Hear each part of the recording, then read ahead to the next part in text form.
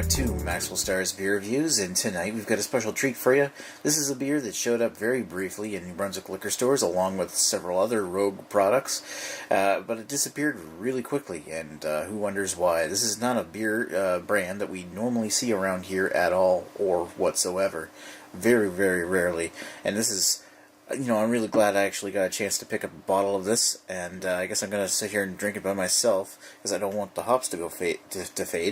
But I'm going to take a look at Rogue Brewing's Rogue Nation Brutal India Pale Ale, 6.18% ABV, official brew of the Rogue Nation. It says, Dare, Risk, Dream. Okay. Oregon, that's where these guys are from, right? It says, The Rogue Nation, a global alliance without borders, its citizenry possessing an unanswering allegiance to the rogue within, unfettered limitations imposed by others, commonly accepted BS or rules, totally lacking in reasons. Rogues take risks. Rogues are willing to shun titles and personal financial success in the pursuit of greater good. Rogues pursue the long shot. Rogues have the respect for diversity. Rogues are never satisfied to rest on past laurels. Rogues work hard. Rogues ignore the accepted patterns and blaze their own trails. Rogues have raw talent and focus on that. Rogues are honest with themselves and others. Rogues are rebels. Rogues have one foot in reality to let them get the job done, but they are nonetheless led by their dreams. 100% pure Rogue. Woohoo. So I think Rogue is really a big point they're trying to go for here. It even has Rogue on the cap, but given the fact that that's the brewery's brand name. Go figure. Alright, enough said. Let's get to the beer. Now I've had a chance to have several Rogue beers in the past, but it's not something that's very common around here. If I can focus a little closer here. Here. I know it's not Rogue, but let's have a nice look at my Sam Adams logo on the glass here. If I can get the damn thing to focus. Yeah, whatever. Ugh.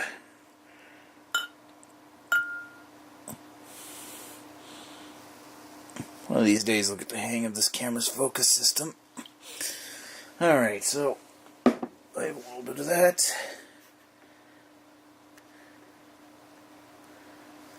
Whatever. It's a nice looking beer. Tan head.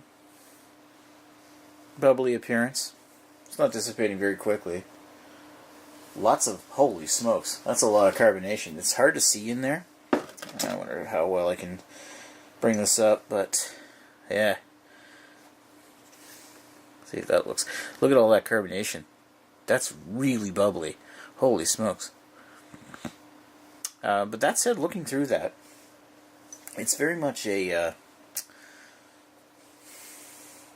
it's almost on the brighter side of things on the scale of IPAs. Usually you kind of anticipate a good IPA as being, and it doesn't mean it's a good or bad IPA, I'm just saying, usually expected to be like a brown orange in the middle. This one's almost yellow, brassy. Hold it up to a different light.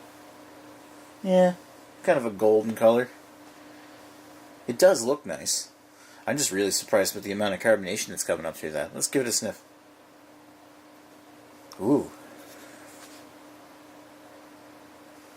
Definitely some citrus in there, but what I'm getting a lot of is floral notes. It's like sniffing flowers with a hint of orange juice. And maybe some tropical, like mango. Oh man. Ooh, and a little tiny bit sugary. Like more sugary than like caramel is. But mixed in with that floral, citrusy hop, tropical hops, that is a gorgeous smelling IPA. Ooh, alright. Smells really good. Let's put this thing down the hatch. Cheers.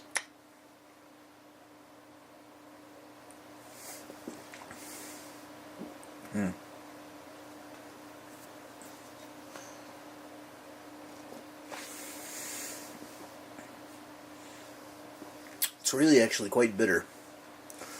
But also, once you move past the malt sweetness, blended in with that lingering, it's not resiny so much as it's a little bit resiny, a little bit piney, mostly floral, like a lingering floral flavor. And some tropical grapefruit notes. Tropical by like mango and grapefruit. Maybe a touch of pineapple, but mostly this sweetness that lingers in the back of the throat along with this touch of grapefruit resin. But one thing it is, as soon as you move past that, it's almost like usually the malty, thicker beers, the ones that have that big lingering bitterness in the back of the throat, they usually also coat the back, like your gullet, and make you feel like you've drank a heavy beer. It almost seems like that thickness is staying, that lingering hop quality, that lingeringness is sticking at the roof of the mouth and not down the throat. Because this thing is actually really, it's quite smooth and going down very easy. Actually, I really like that. Oh, excuse me.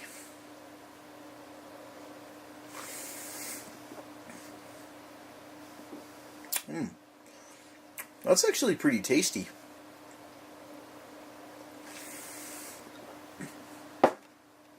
Well, it's definitely not a chore to drink by myself. I don't know if I give it a 4, but I'm going to give it at least a 3.75. That is tasty. 3.75 out of 5. I'm glad I got a chance to try this beer while it was still here. I should have bought more, but, considering the amount of beer that New Brunswick liquor stores have been dumping on us this past year, I can only afford to buy so much.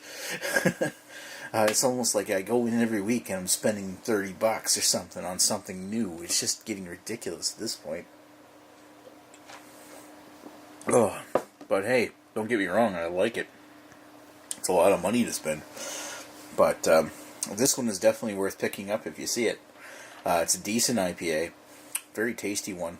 And I certainly won't have any trouble finishing that bottle. Especially while I'm sitting here watching a movie. I'm just paused to grab a beer when I'm sitting there watching Django Unchained on Blu-ray.